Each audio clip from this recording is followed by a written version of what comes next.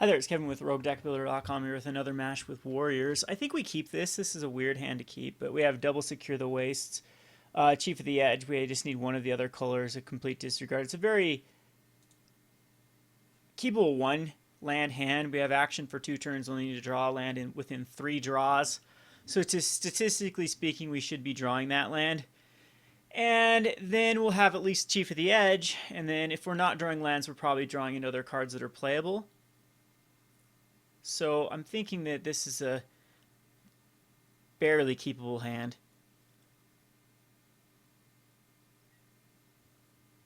We are on the draw too. That's one of the reasons. If this was a play, I probably would chip it back. But on the draw, this gets a little bit better. In reality, I'd like to draw lands for the next 5 turns. Not a card I wanted to see, but we'll get a Mardu Woe-Reaper out of here. Very aggressive card, especially against the fetch lands. He's going to be taking a life just to grab a land here with Flooded Strand. The thing I like about Warriors too is our ability to gain life. We gain life off of Brutal Hordechiefs. We gain life off of Mardu Woe-Reapers and Shambling the land, whatever the land's called. And there's another fetch land too, so he's going to have to crack this Flooded Strand. Already down to an 18.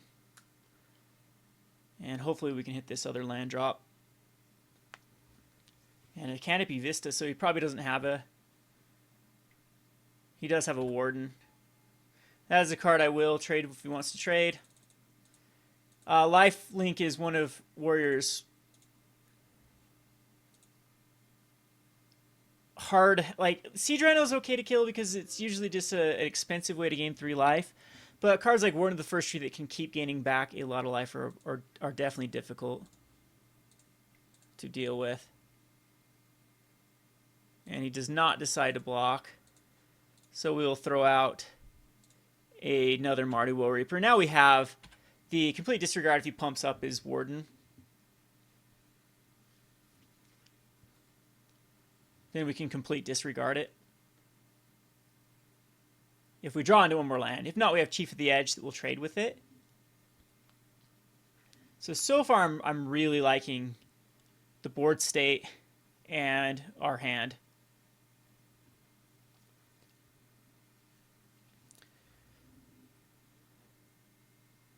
Yep, not going to block here. He can pump it if he wants. So he's giving me the option to... Yeah, it's just a free damage. He just decides he wants to use his mana this turn, most likely for like a Hangerback Walker.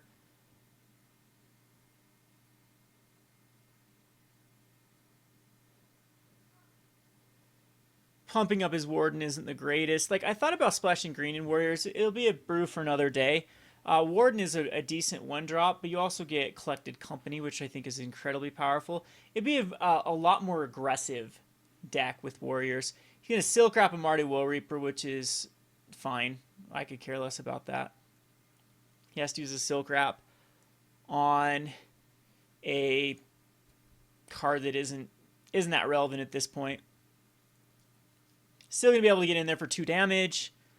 Or actually 3 damage now with the Chief of the Edge.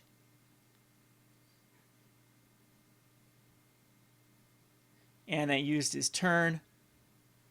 We don't even know if he has another land drop. One of the problems with running a heavy fetch land mana base is you thin out your own deck with these low land drops, and then it's hard to draw into another one. So we did want to hit that other Caves. This will allow us later on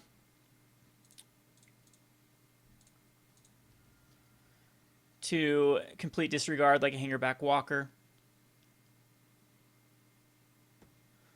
I think we might bring in the Abzan Advantage versus a Silk Wrap. Abzan Advantage isn't bad in this deck anyway, just because of the +1/+1 counter. It's not as versatile as Dromoka's Command, but it's still pretty decent. That'd be a nice splash for green as well. It'd be Dromoka's Command. It wouldn't be too hard. When we get the other lands, we can easily do so, the black-white lands.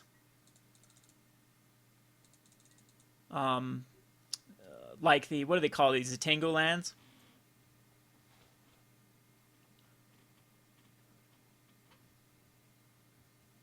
Might actually make him use his turn here for the Chief of the Edge. Now we need to keep Chief alive. He's down to a 12.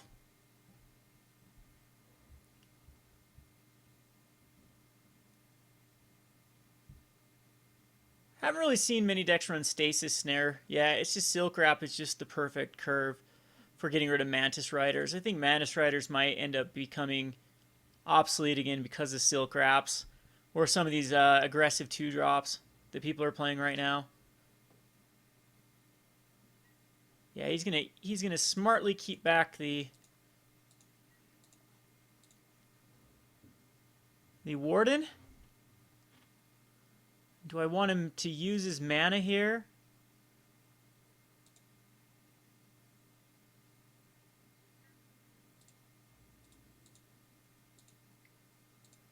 I get in for extra. What else could he do? He's just going to let it go through, huh? All right, that ends up being the perfect trade for us. We can just pass the turn. And whatever he puts out, we can kill. Like, there's a Collected Company that's probably in his hand. And he'll pump up the Warden. I don't care. And how long before it gets lifelink? He'd have to put another land on it. Neither White Orchard. Again, a card I don't really care too much for. I mean, it does first strike down. We actually might need to complete disregard that.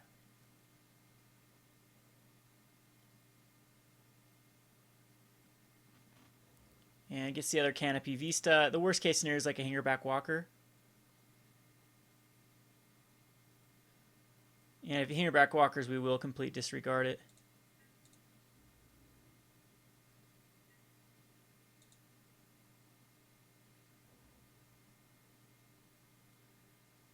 Okay, so he was just slowing the lands down to get a free land with an Eye of the White Orchard. Just a very typical green-white Megamorph deck. We match up incredibly well against this because of the sideboard. We have ultimate prices, and we have... now I can't think of the card. Destroy a whiter, or they sacrifice a whiter green creature. Hangerback will be the worst card for us if he has a Hangerback.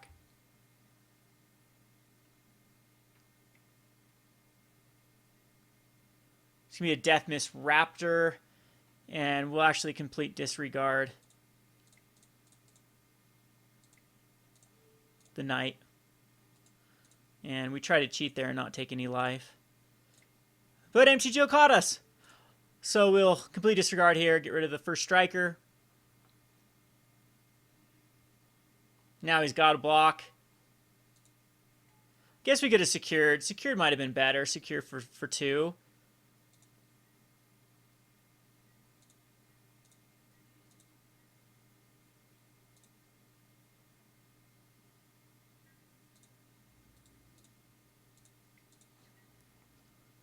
So has 2 cards remaining in his hand. We are going to Valorous Stance on the Chief.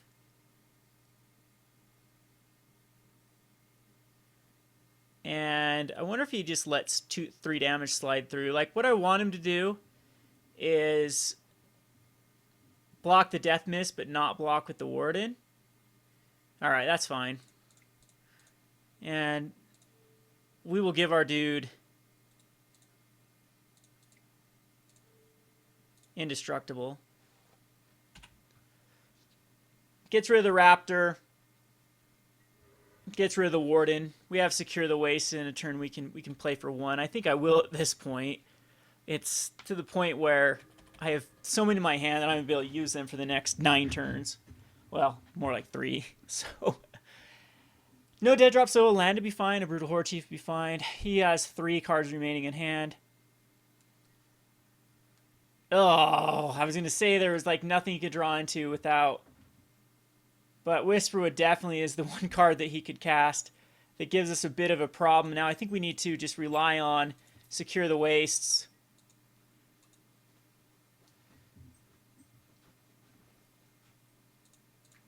Might as well cast a Bloodsoaked Champion. Not too happy with this. I think he has the ability to come out of the stabilize here with the Whisperwood Elemental. Especially if you can unmanifest these cards. Hope they're all Hangerback Walkers that are underneath these manifest cards. We need a Brutal Hordechief or a Sorin.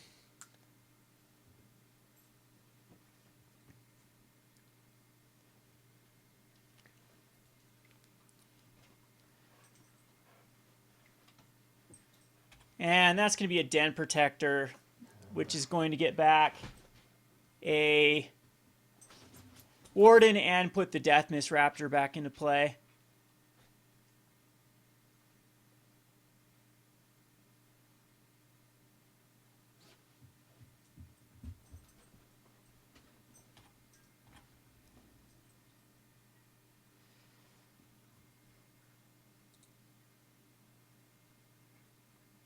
So I still think the right play is going to put a Secure the Waste for just 2.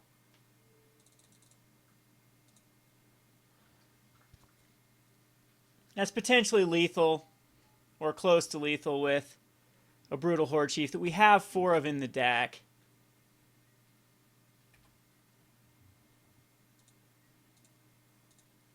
Another Vent. And unfortunately, we still can't attack in. Den Protector will get the Warden, which is actually quite the threat later on. Our opponent does have to mind his clock, though. He's going to be down to, probably by the time this game ends, if it's in his favor, it's going to be down to, my guess is around 12 to 11 minutes. We've used a whopping 4 minutes. Our opponent has used 9, or, yeah, 9 minutes.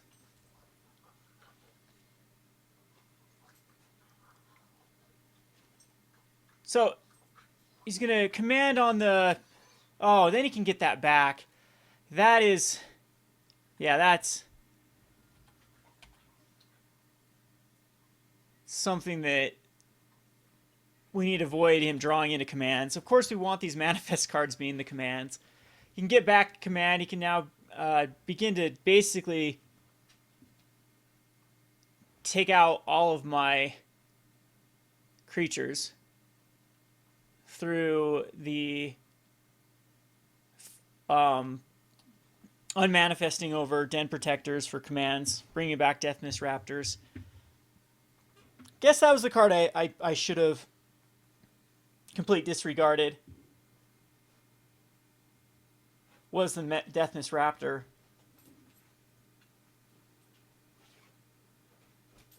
Maybe kept the Mardu Woe-Reaper alive.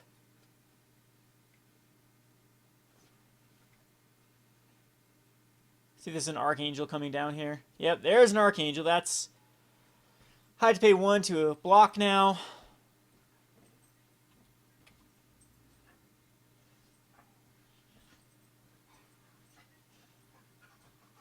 And again, I will still secure the waste for 3 this time. If I draw into a Brutal Hordechief, we just win now, is the good news. Oh no, I have to attack. I have to pay for each attacker. And pass the turn.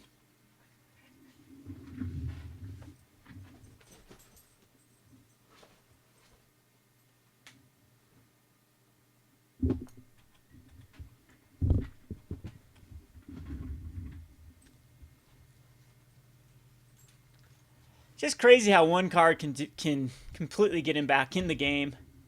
The Whisperwood.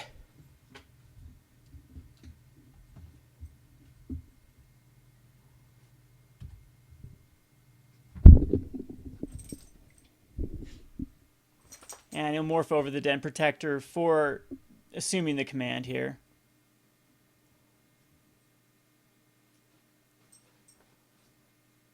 But Mardu Woe-Reaper, between Woe-Reaper, Complete Disregards, Ultimate Prices, things like that, I am not worried about this deck whatsoever. Ultimate Price is so good versus Dromoka's command. You get a 2 for 1 'em. I hope he gets sloppy and just attacks with the Archangel.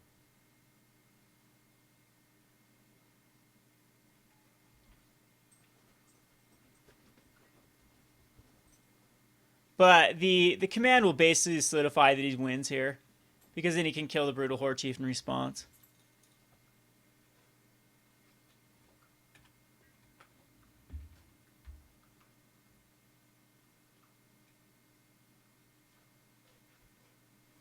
Alright, so he's attacking in with the Archangel,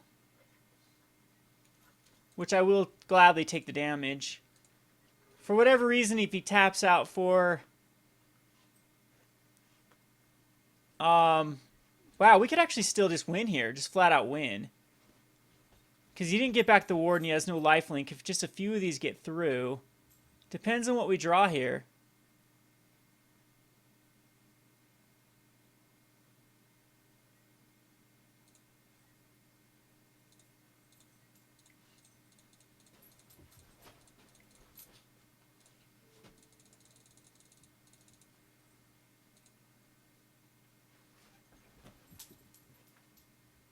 He can fight off one.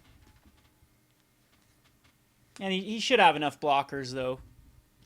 Even with the Shambling Vents coming in.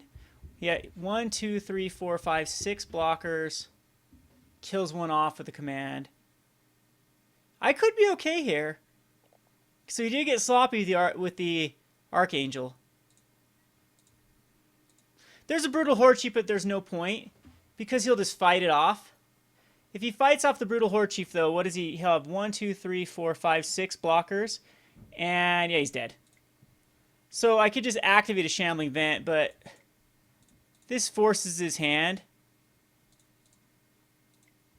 through the Brutal Hordechief.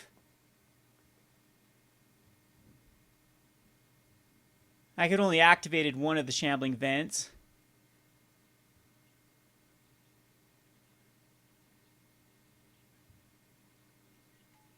So that was a great top deck, but I don't think it ends up mattering. He commands right here on the Whispered Elemental on the Brutal Hordechief. And I still have 11 versus 1, 2, 3, 4, 5, 6. And so that's just barely plenty. He has no way around this. He has to fight the Brutal Hordechief with the Whisperwood.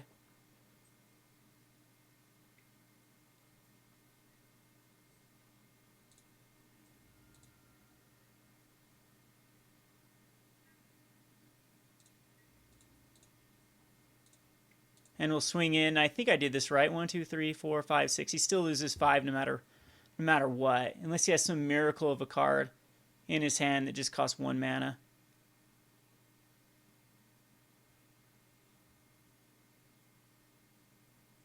So that's how good of a Secure the Waste is. Such a great mana dump. A land would have been decent too. If we would have drawn into one, because then 1, 2, 3, 4, 5, 6, 7. No, I guess it wouldn't have mattered. We still would have only activated one.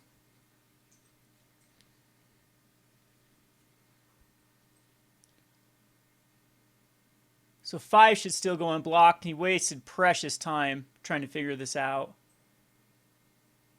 So if this goes to a game 3, he's really going to have to play fast. And there it goes.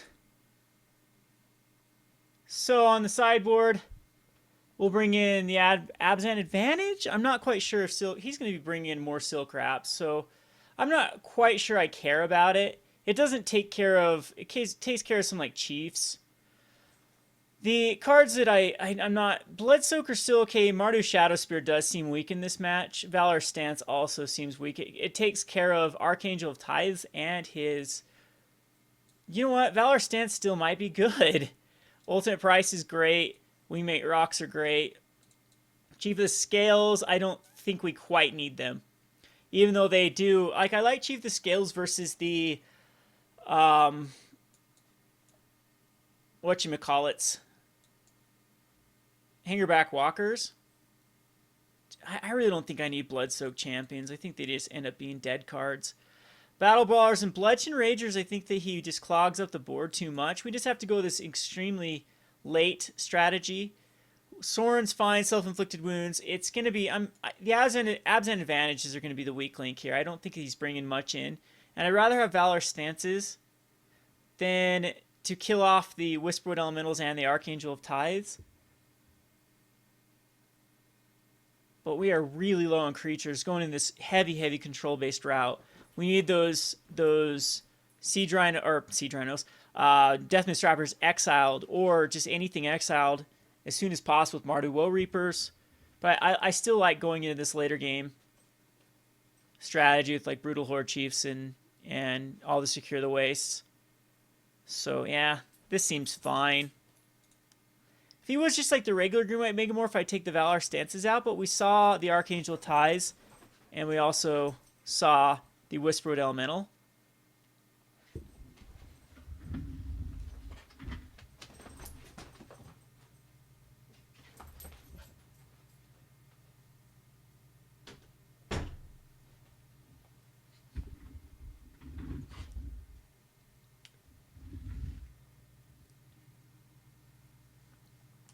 And I don't think you can go wrong with double Brutal Hordechief. So we'll keep this. And he's got to play incredibly fast again. Otherwise, it's going to go down to time rather than... So this is like another game where we felt way far behind and ended up coming back and winning the game off the Secure the Wastes. So that's 2 games in a row. The Jeskai Ascendancy, I felt so far behind. Oh, and the black-green Sacrifice, I felt behind in a bunch of those games, was able to pull those off. So loving this build. Glad he doesn't have a Warden. A Warden would have been something I wouldn't have attacked into because of how good the Woe-Reaper is. We have the mana for the Brutal Hordechief now, who cannot be Seal-Crapped, by the way. And he's going to take 2 here. Go down to 18. And we can go ahead and throw out a Battle Brawler, which is so good versus his deck. Neither Wild Orchard doesn't do anything here. Well, it gets him a 2/2 for a striker. But if he goes Death Mist Raptor, the Battle Brawler first strikes him down. That's why I continue to say that Battle Brawler is the best card in the deck. People would argue that, well, if you had a Bludgeon Rager here, he could put out something and not be able to block. True. And we get in for 4 damage, but most likely Battle Brawler is going to get in for first strike damage. It plays the defensive role versus decks that you, like red decks or red-white decks especially. You can play defense with Battle Brawler. The thing I like so much about Warriors is its ability to switch gears. To go from a hyper-aggressive deck to more of a tempo, I would say, tempo-based deck. So double Brutal Hordechiefs, there's going to be very few draws that can, or very few board states that can stop a double Brutal Hordechief board state if I'm able to get them both out. Now, I don't know anything he can flash in here, so it's most likely going to be 5 damage we're going to be able to get through. And speaking of Brutal Hordechiefs, we now have triple Brutal Hordechief.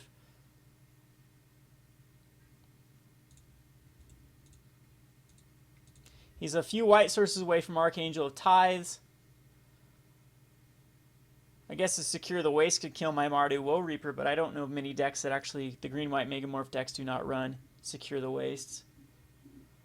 I think his slow play is almost guaranteed this is going to be our victory. I have a hard time seeing he's going to be able to do two games in 9 minutes. We'll put out the other Battle Brawler here. No Silk Wrap. 4 mana, he could get out a Hangerback Walker for 2, which wouldn't be terrible. But the Battle Brawler would guarantee I get at least 1 in.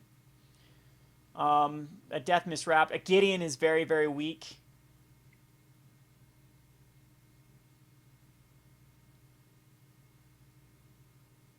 So 4 mana, and then he's spending it.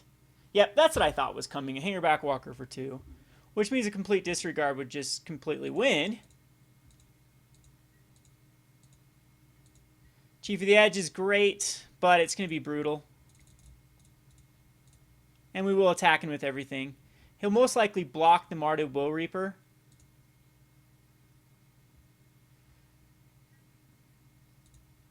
Well, maybe we just attack him with the Battle Brawlers.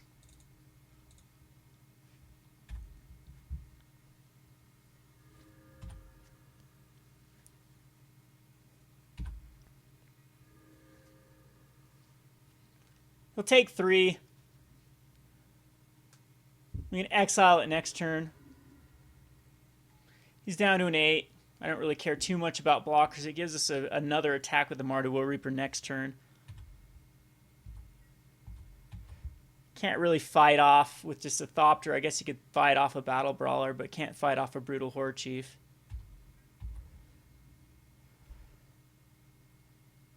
So he's attacking with the Thopter because he's going to use a command on the Thopter.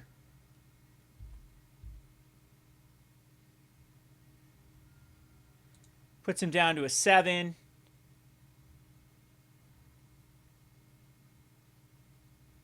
Yeah, there's no point to anything but a command, I would think. Okay, that makes more sense. A Wingmate Roc. But he still dies here. To the Brutal Hordechief number 2. We could actually make him all block. Yeah, we could... Oh, no, it takes double white. We have all this black here, but we have the backup Brutal Hordechief.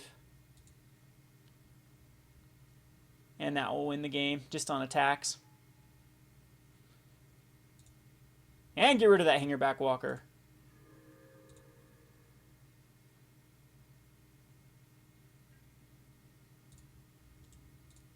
So that's 8 damage just off of the Brutal Hordechiefs. And regardless of how he blocks, unanswered Brutal Hordechiefs are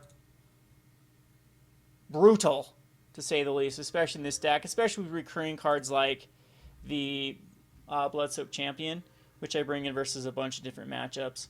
And there we have it. Pretty